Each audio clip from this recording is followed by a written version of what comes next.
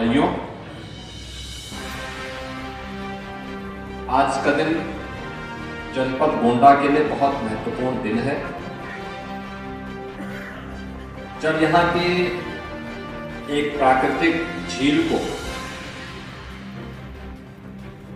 एक अंतर्राष्ट्रीय मान्यता प्राप्त कराने के उद्देश्य से वर्ल्ड वेटलैंड्स डे के अवसर पर यह कार्यक्रम यहाँ आयोजित है। अर्का और पार्वती नाम की दो प्राकृतिक झील, ये वास्तव में प्रकृति की मूल स्वरूप की ओर हम सब का ध्यान आकर्षित करती है। और कितना बड़ा इसका एरिया है, मुझे पहली बार यहाँ पे आने का अवसर प्राप्त हुआ है, क्योंकि मैं अक्सर इधर से होकर के गुजरता तो था, लेकिन मुझे लगता है कि भारत की उस विरासत की प्रतीक है जो यहाँ पे घाघरा और सरयू नदी के कारण सैकड़ों वर्ष पहले जो एक प्राकृतिक झील बनी, उस झील का स्वरूप आज भी उस रूप में यहाँ पर मौजूद है। वह हम सब के लिए अत्यंत महत्वपूर्ण है।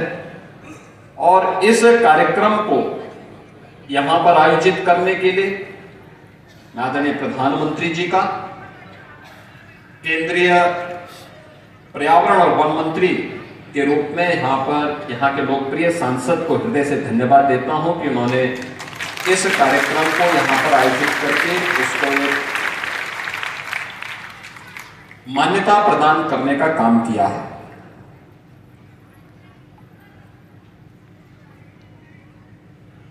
जितनी भी ये प्राकृतिक झील होती है, यानी वेटलैंड्स होती हैं, यह हमारे पारिस्थितिकी तंत्र का एक महत्वपूर्ण केंद्र होता है। यह भूजल संरक्षण के लिए, सिंचाई और पेयजल की उपलब्धता, बाढ़ और सूखे पर नियंत्रण, कार्बन भंडारण और जलीय पारिस्थितिकी तंत्र पर निर्भर वनस्पतियों, वन्य प्राणियों और प्रवासी और स्थानीय पक्षियों के संरक्षण के साथ साथ भोजन, औषधि और आजीविका के व आय के संसाधन उपलब्ध करवाने में ये वेटलैंड्स की एक बड़ी भूमिका है। यानी केवल जलीय पारिस्थितिकी नहीं, बल्कि जीव और जंतु की पारिस्थितिकी इस वेटलैंड्स पर निर्भर करती है। या प्रकृति के मूल स्वरूप को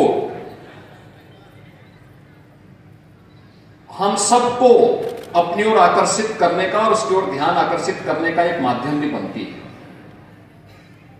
और इसीलिए इस मूल स्वरूप के बारे में ही अथर्ववेद ने कहा, माता भूमि पुत्रोहम पृथिव्या। ये धरती हमारी माता है, क्योंकि हमें जीने के लिए उस प्रकार की पारिस्थितिकी तंत्र को विकसित करने में मदद करती है, और हम सब इसके पुत्र हैं। तो एक पुत्र के रूप में हमारा दायित्व क्या है?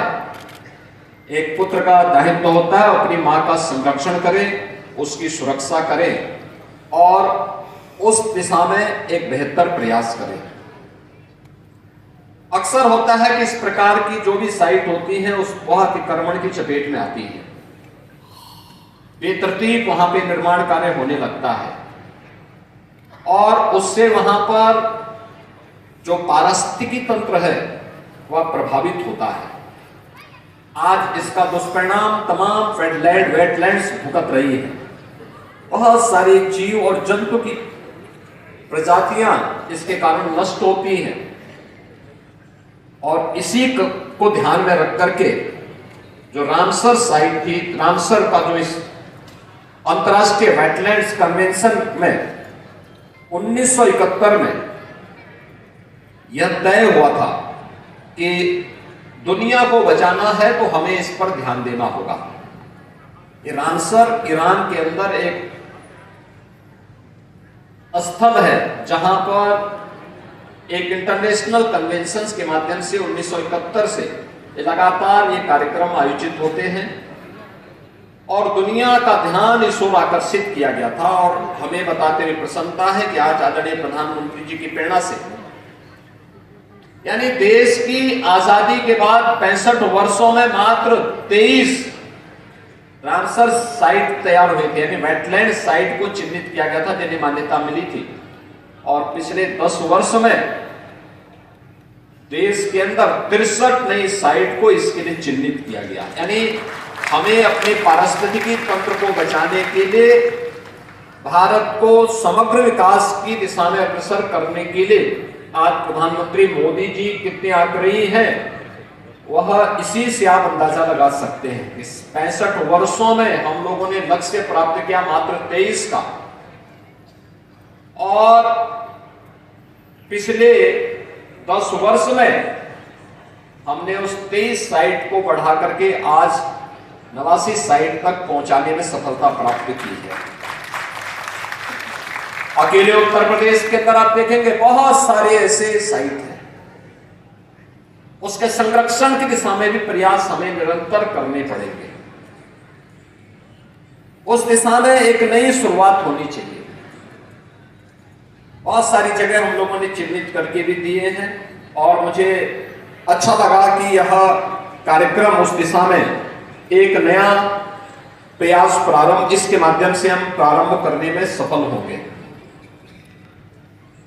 अगर यह वेटलैंड्स की दृष्टि से, अगर हमने इसको टूरिज्म की दृष्टि से विकसित किया, मैं भी देख रहा था वहां से कॉल कर रहे हैं कि कैसे कितनी प्रकार की चिड़िया यहां पर बैठी हुई है। और याद रखना, ये यहां की स्थानीय भी है और प्रवासी भी है। कुछ पक्षियां तो ऐसी हैं जो हजारों किलोमीटर की दूरी तय करते हुए यहां पर आई हुई, और फिर जैसे यहां थोड़ी सी गर्मी बढ़ेगी, फिर ये यहां से वापस अपने देश की ओर जाने लग जाएंगे। ये अपने साथ वहां